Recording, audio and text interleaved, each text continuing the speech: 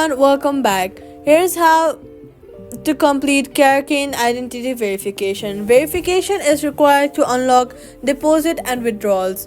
First of all, log in and then go to the account. Then head over to verification.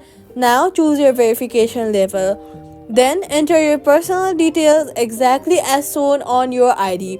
Upload a clear government photo. Make sure that your ID in place on a dark surface with good lighting and it's not blur.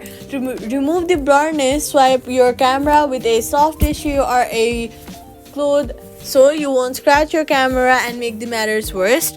Verification may take a few minutes or up to several days, so be patient until you're verified, and that's it. You can only trade once you're verified, so be patient and wait for it, and that's it. Subscribe for more quick fixes.